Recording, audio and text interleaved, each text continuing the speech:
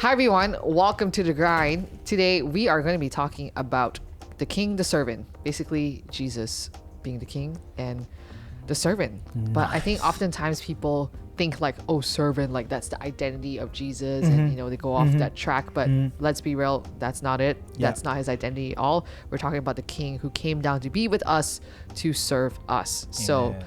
serving out of love. So that's what we're going to unpack today. And yeah.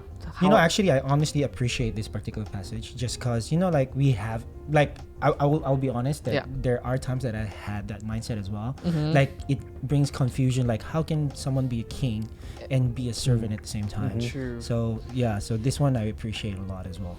Yeah, so I think I think a lot of people these days are like, a lot of people would think like, you know, servant, like the lowly, and kind of like put like basically put yourself down, we're servants, but that's not it at all. So actually, let's talk about a little bit about the word servant. What comes into your mind when you hear the word servant? Those are the same. You go first, bro. Sure. I think what comes to mind for start, well, I mean, there's the obvious, like a maid kind of air level. Yeah. Like someone who just puts someone else's needs above their own, I think. Yeah. But then I think the more I think about it, I feel kind of what the Bible's direction of what servanthood is like is basically investing your own efforts for someone else's achievements, I think. Yeah, I like that. I think for me, when I think about servant, there are several things that I can think of. One is like when you talk about communities, you talk about the people who are serving the community, like the police, the firefighters and stuff like that. Civil Those are servants. the people, the civil servants. But then one thing that I've been thinking about as well is the one that you were mentioning, the helpers, those people who are serving in communities that are like those non-profit organizations. So I just feel like, you know, sometimes the mindset there is what can they give as opposed of what they are doing in order to serve. Like how are they helping the people?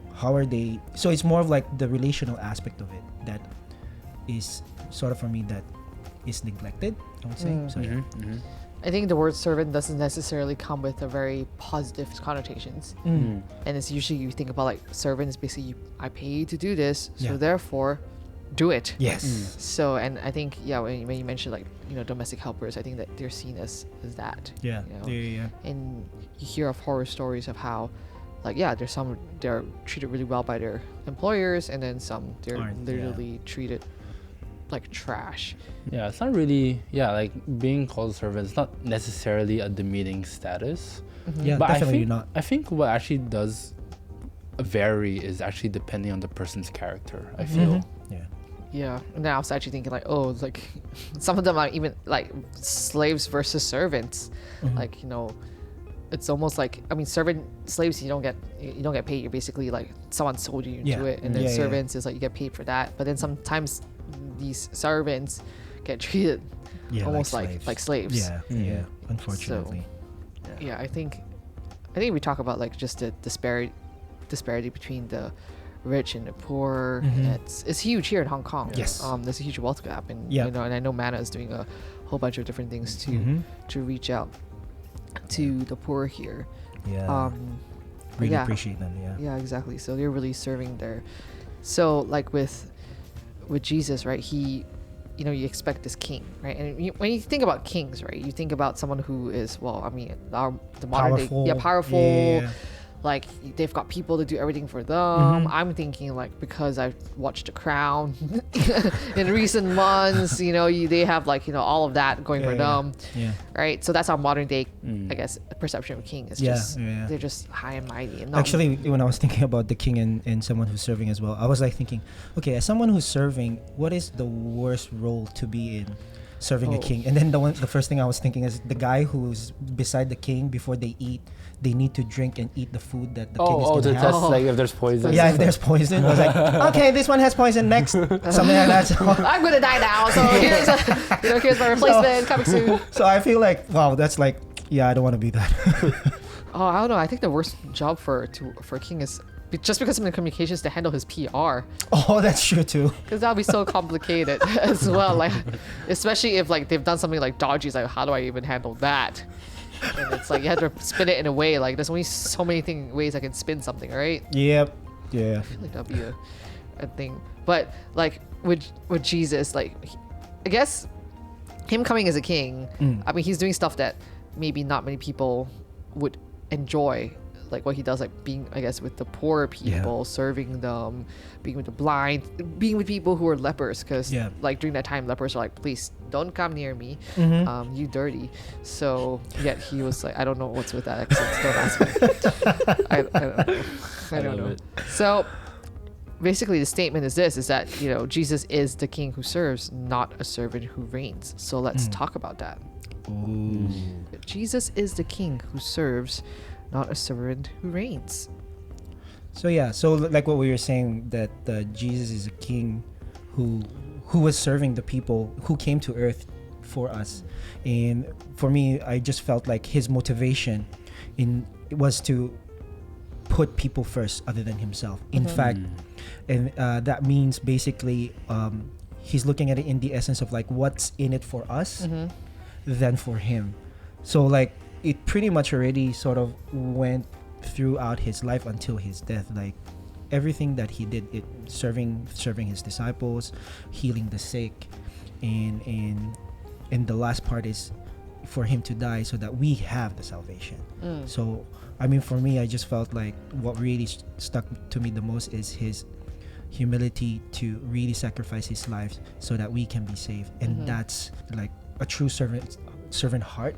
And to be honest, I don't, if I were to ask like what's the motivation behind it, if I'm looking at it on my perspective, it's like I really cannot see it. It's so hard at the moment. So I think, well, actually, what actually first came to mind was actually how it was when Israel first wanted the king, like when there was King Saul, right? What were the demands of the people? And then I looked it up in 1 Samuel 8, I think, that said like the people wanted someone to judge them, and then also like they wanted like a figurehead to go out before us and fight our battles. And I think that was like why I guess we also discussed in the previous sermon about like Jesus the Messiah, that he wasn't really what people expected, right? That we were saying that like they were thinking that Jesus was gonna come and like defeat all the opposing nations, right? And this is their redemption story. And and I think that's what I really like about the sermon, was that it said that Jesus wasn't a military king, that he didn't come to conquer. He rather came to like restore and to care and to love, which what you said, Rico. And I feel that's the most important thing. It was that he wasn't like establishing his dominion, forcing us to be his people, but he's actually that's good, coming to demonstrate as an example. I mean, when I think about this, right, I think about the identity, like not a servant who reigns. And I'm just thinking about a person, people in power, right? People who are like, okay, I know my position and I know I'm king, and operating out of that, versus someone who's like has a servant mindset, like, and then they're operating out of that. I feel like it'll be very different, because I think maybe one is operating in confidence, one's more like, oh, am I going to get paid or something like that? Like doing it based on what is the outcome out of it, like what they can get from. I think maybe not as like, I guess if we're talking about authority, right? I think maybe as a servant, you may not necessarily think that you have the authority to carry out things, and you feel as though like this is subconscious, like, oh, who do I still answer to? I get what you mean. And so I think it also boils down to like I'm not sure if we've seen movies of like, I'm trying to think of the movie as well, like where the servant like overthrows the master, becomes like the king. Like that never pans out well, does it? Trying to think of a movie, but I think of one, like Lord of the Rings. Cool, I just watched it yesterday. Like Grima Wormtongue. I've seen what the other guy, Stewart. Or that too. Because I'm thinking Grima's like, he's like controlling the king, right? And so he's like, kind of more in the manipulation part though. Part. But sorry, what were we thinking? Like, the steward, Denethor, the crazy guy in the third movie. That's right. Anyways, that is just some thoughts going off tangent. Anyways, so but again, if we were to look at the motivation behind Jesus serving, it's love. And Yeah. so he's coming as a king to serve because he loves Yeah. the people. Amen. So yeah, and for him, I think that's why I guess that makes Jesus such a great king. Like he really loved his people. Yeah. He was there Yeah. as he reigned over his people. He also really loved his people. He came to serve, right? Yeah. And I think, if we think about true greatness, like what is true greatness? Well, I mean, like if we put it in the worldly perspective as well, true greatness is when you see the person with that has power, he has authority, he can control things. So, but of course, when we talk about a Christian worldview, Christian view of true greatness is really a Christ-like humility, a servant heart, willing to put and serve others first. So yeah, the perspective of who comes first is different. So that's what I would say. Yeah, I mean, also even like the Christian, like some people might see like greatness in Christianity is like the number of salvations. That's true. Or the amount of Yeah. money, or the number of like people in your congregation. Like some might take that as like success and true greatness. So that could be it as well for some people. I mean, that's obviously like based on works, not relational as well. So yeah, That's true. I'll be honest that actually this question actually did like stumble me for a bit, because I couldn't really understand what true greatness really meant. Like, because I feel like at the same time I wasn't really pursuing greatness, right? So the way I kind of like saw this question He was was pursuing like, perfection. no, As you always say. I was thinking like what would be like the ideal Greatness. utopian life, And I think the first thing I thought of was just, instead of true greatness, I thought it was true happiness. And I kind of explored some other things. But what I actually realized that a lot of these had in common was that servanthood kind of revolved around most of them, like especially happiness. And so I think, maybe it's all the same thing for me, like happiness, greatness, they all fall under the same thing. Yeah. And yeah, then that servanthood is kind of the method towards that. Because in contrast to like the world, how the world is it's like a dog eat dog world. So for you to like actually like I said, put someone else's achievement, like put your own efforts for someone else's achievement, I think that's also like true humility, which then it branches to all these things. I'm actually also reminded of this reel I saw. It was interesting because I disagreed with it for a second, but then they got a point. One singular second. The podcast was like these, I think there were pastors preaching, they're just talking on a podcast, and they were saying how they've witnessed a lot of the people of their church who worked in the church and then eventually moved on and worked outside. They said a lot of them were successful, like they advanced in their workplace.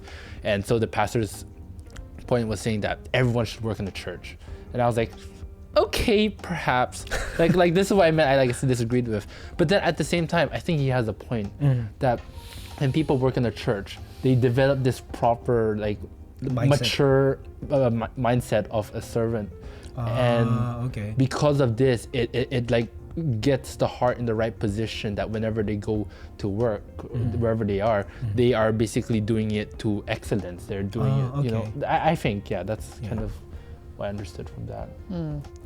Well, yeah. I honestly think though you don't need to work at a church to learn how to serve. Yeah, I do agree with that. I mean, I'm just looking at it in the aspect, because that one is actually a good way, not an argument, but something to put in as well. It's just that because, like, if you work in a secular world, in a secular company, it's just that your circle will be different.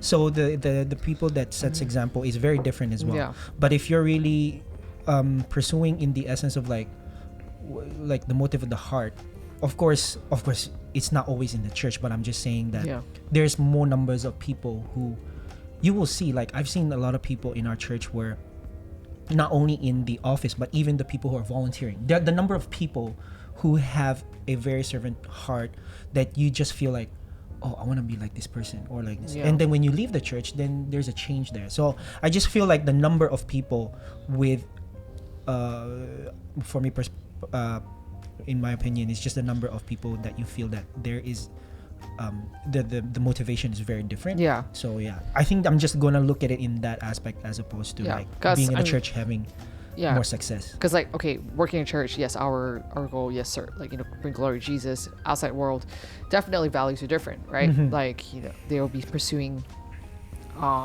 money, promotion, and stuff like that. Mhm. And the idea of helping others seems like a joke, because like, why would I help you? I need to Mhm. help myself Mhm. to get to places. Mhm.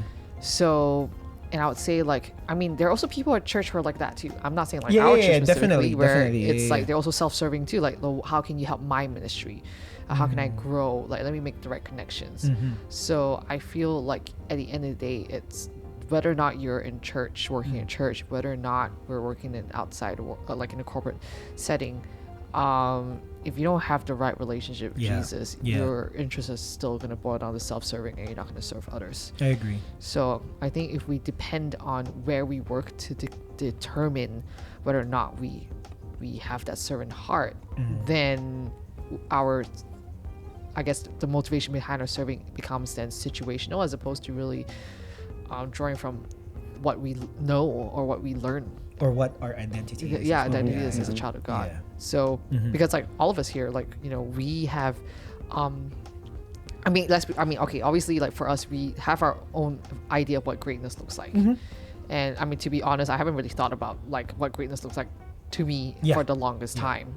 It's more of like what we see outside Yeah. that tells us what true greatness is at Yeah. the moment. I mean, like So- sometimes I joke like, me and Lady Gaga are the same age, but she's like an Oscar winner, and I mean that's just what am I doing? That kind of thing. Again, I know this is just like a joke, but yeah, I think true greatness in the eyes of God is really serving other people. Yeah. It's an activity, it's not an identity. It's building relationship with God and with others, and it's not about comparing our status. It's not seeing what we have or how many shares or likes that we have on social media. And I think for all of us here, we started serving before working at church anyways. Yeah. Right. So what motivated us to start to serve in the first place? Like, forget like working at church, but like just serve. serving in general, Yeah. like volunteering, right? Well, to be honest, for me, one of the first things that I've always thought of wanting to do, the reason why I served in church was because my dad, when I grew up, he was serving in church already. He's part of the worship team, and then one of the funny ones is that apart from worship team, he would volunteer also in like being in choir, which I rarely see him. He would go for those dramas as well, which is funny. Wow. So I always felt like, I want to be part of that. I wanna be and have that joy serving with my dad and later on with my brother and my mom. But then over the course of time, I just felt like I don't feel it was a great motivation, because it was really more of how I feel in serving. So as I grew in my Christian faith as well, it sort of changed, not because of I mean, like, I thank the Lord because he has brought people who showed me what true serving is and how to be a servant of God. And yeah, I'm thankful that was a process in my it was a great learning process for me, and of course I'm still growing. So yeah, that was my first motivation. But then in the course of time, really seeing people serving other people was something that I really enjoy. And then you're serving with the same people, having so community, Yeah. and So, I get that. Yeah, I feel my story is really similar to what you just shared. I first served, technically when I first served was when I was in Sunday school here, when Pastor Mokwan was in charge of the CTC, the youth. But then, like, I'll be honest, I won't really count that, because I can easily reflect that I will only serve because like the older youths who were serving were considered like the cool ones. See, there was a return for myself. But I think the first time I've actually like what you said, true serving, right? I think for me, my first one was during my YWAM course, where every week we were to volunteer at a Salvation Army. And I realized that was the first time it was true serving, because I felt that, as I said, when I was here in Sunday school, I had a return, but when I was at the Salvation Army, I didn't really have a return. Like, I didn't feel I was benefiting from it, and I feel that's what made it feel more real. And I realized, actually, I'm gonna be honest, my love languages, acts of service is my lowest. I cannot, I don't know, it doesn't work for me. But here I am serving these homeless people and the elderly at the Salvation Army. Yeah. And I think what made it, what shifted the most was that God put this compassion in me. It's I was doing this for them. I cared about them. Strangers. I don't even know their names. But I had this compassion that just fueled me to just look out for these people. Yeah, that's good. That's good. I was in it for the returns. Yeah, honestly, that's true. That's true. Well, I think in this, I don't think I really helped out in church when I was younger, but it was only in college, and they were looking for teachers to help out with middle school ministry, and I had nothing to do with my time. You're just bored, basically. My friends like, "Oh, do you want to do it?" I was like, Sure. Literally, sure. Yeah, sure. I didn't pray about it. It wasn't some holy calling. Yes, I feel called to the youth. It was more of sure. Yeah. So when I did that, I was like, oh, this was actually quite life-changing. And it was a challenge, but life-changing. And like you mentioned about the community as well, I think I really enjoyed the community that I served with, because our group was very diverse. Because I guess being middle school teachers, and it was a whole bunch of people. So it was basically two of us college students, so my roommate. And then we had a dentist, we had a Starbucks barista, we had a so random. Yeah, a dental I guess someone in dental school, and then a fisherman and a taxpayer. Yeah. and med school and an accountant. It was just a really random group of people, but I thought it was and it was also again random ages. Everyone was different age, and some older folks as in middle age, with kids. Someone basically me, my roommate were the youngest ones. So I think that was cool to have that community to serve together. And I think that kind of really grew me and shaped me, and I guess changed my outlook on what it really means to serve. Because also it helped that the pastor who was leading us was also really hands-on with us too, and really cared. So I think that really showed I guess the heart of his ministry as well, and why he loves serving the youth, which also kind of rubbed off on me, and then in a way inspired me to yes, I would love to serve as well. So I think there's that. So yeah, we were discussing about what was our experience in terms of serving before we were part of working full time. But I just want to ask you guys, I know that when it comes to serving in the ministry, in church, usually we think about okay, we have to put God first, but of course we can do that outside of church as well.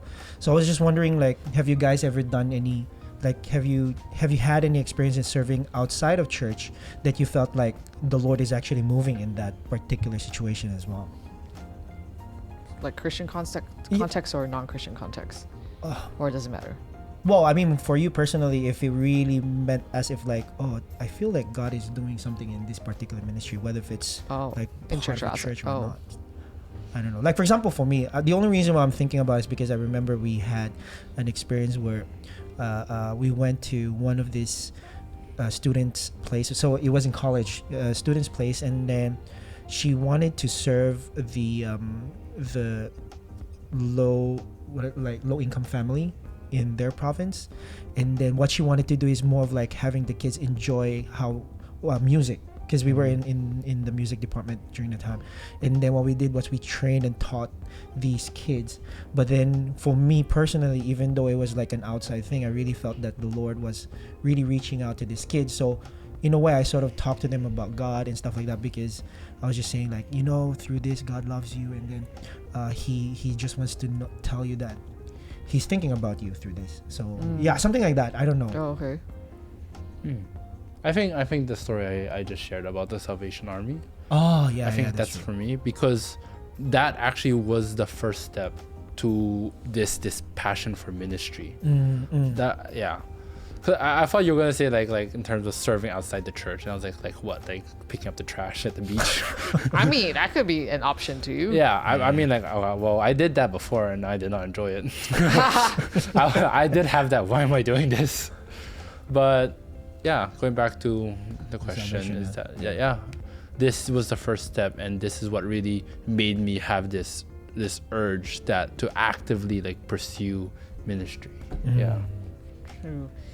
I mean, in my situation, like I've mentioned this before in the grind, is like helping out with the NGO with women who's who's coming out of sex trafficking or you know in that process, and I think it's amazing to see how like also God come through and to provide for them as well, like the finances, the education and training, and you know, and hopefully these women are able to establish themselves outside of the sex industry when they've exited out of it and when they go back to their country as well. And you know, actually I was talking to also my dad's involved with the Lions Club, and I was like, Lions Club, I mean, I know what it is because it's been, well, I know of it for the longest time because we have a family friend who's super involved with it. And the goal of the Lions Club, my dad finally got involved after all these years, and I was asking like, what is the Lions Club, what is the goal? And the goal really is to serve the community. So they have all these things because he's involved one back in Malaysia, and so they just do things for the community, whether it be, you know, giving out food or, you know, I guess cleaning trash or whatever it is. That's that. So, and it's been something that has also given my dad something to do as well. That's good. When he's back in Malaysia. So yeah, and I know like in all the years of like serving and doing stuff, and you know, I mean, like I mentioned, my heart at the beginning wasn't like pure. It wasn't like, yes, I want to serve Jesus. You know, it's more of like, sure.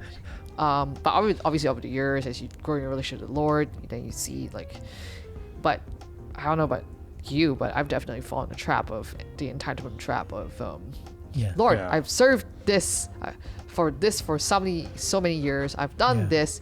Why are you not coming through right now? I mean, of course, even for me as well. Like, I've done this, God. Why is my crypto not working? No, I'm just kidding.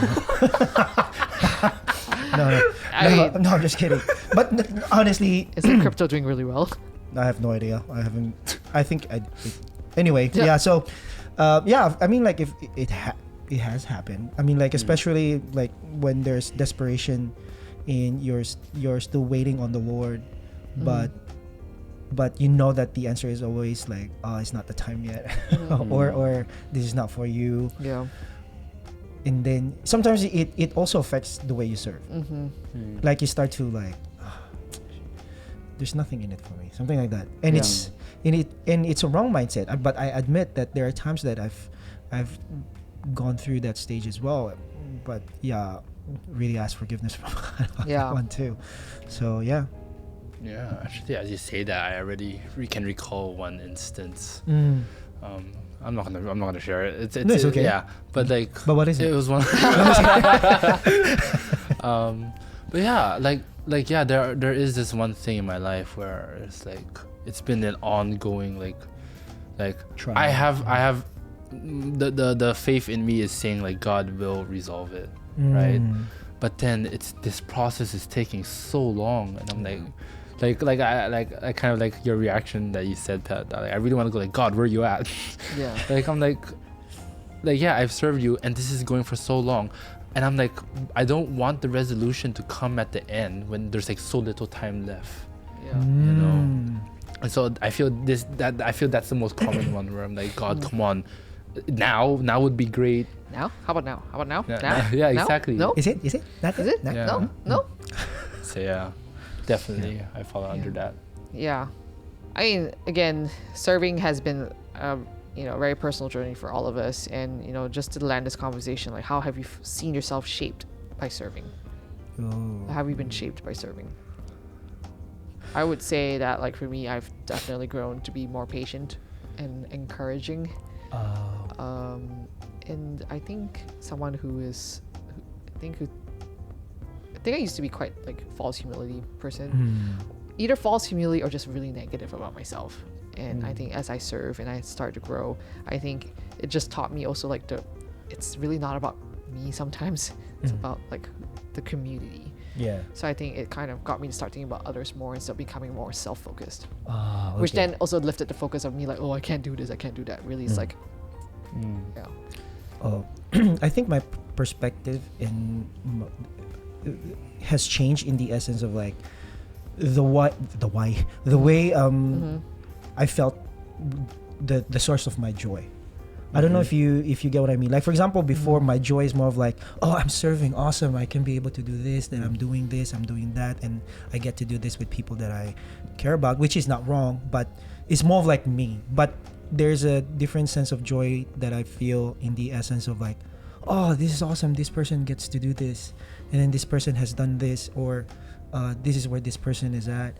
So it's more of like now I there's a different feeling that I get in terms of like realizing that there is a growth, or the things that we do now in serving has benefited other people. Like in their lives also there's a change. If you get what I mean. Like, yeah. Actually, yeah, that's true. Like, because when you see the change that happens in people's lives as you serve them, it actually brings you a lot of joy. And actually, even being like, recently we're at, like, I was just at this Manas volunteer, like, you know, day, and just to hear volunteers share their experiences with the people and just how the kids have grown, and or whoever they're serving has grown. I mean, that's also really encouraging to hear too. It's amazing. Exhibit A of servanthood leads to true greatness. For me, like I said, compassion was definitely one of the things that grew, because like especially really recently, like, you know, there was a time that people would joke that, you know, all the adults now, they'll be like, oh, these millennials, and then right now it's these Gen Zs. And I feel I'm almost like saying the same thing. I'm like, oh so my gosh. we're not the boomers of the Gen Zs. Basically, is it? No, we're the boomers and millennials. Yes, sorry. Anyways. But yeah, I was like when I look at some of the youth nowadays, I'm like, oh my gosh, like seriously, like especially on social media, like it's just killing my brain cells or something. But then like it was and then God really had to like step in and intervene. He was like, you know what you're doing, you know what you're saying whenever you talk down to these group.